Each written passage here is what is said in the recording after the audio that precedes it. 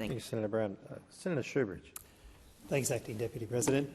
The Albanese government can't continue to turn away while the states and territories lock up and abuse children. Despite decades of evidence, inquiries, reports and recommendations regarding the appalling abuse suffered by children in detention facilities, we've seen no national plan for reform and no action to fund or implement evidence-based alternatives. In just the last few days, fresh evidence has emerged of the horrific conditions children are being exposed to in Perth's Banksia Hill Youth Detention Centre.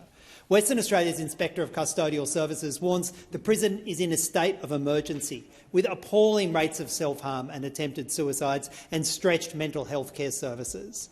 The situation in Queensland is also in crisis, with First Nations children vastly overrepresented and subjected to inhumane, abusive conditions.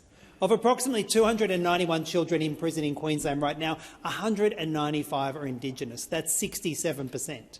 In the Northern Territory's Don Dale and Alice Springs youth detention centres, more than 90% of imprisoned children are Indigenous, and on some days it's 100%. Children's Commissioner Anne Holland states that youth justice across Australia is in a state of crisis, and she points out that the jurisdictions with the toughest on-crime laws have the most problems with youth offending. These things are connected, and I commend her for her national review. The system is brutal and it's broken.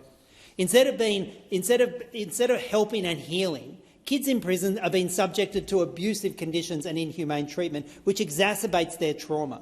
I recognise the vital work of organisations such as the Aboriginal Legal Service WA, Social Reinvestment WA, who are working collectively for an effective and connected approach to justice. But they all need more funding and support. And I call on the Federal Attorney-General to end his silence, put in the funds and show the national leadership needed. Thank you, Senator Shoebridge.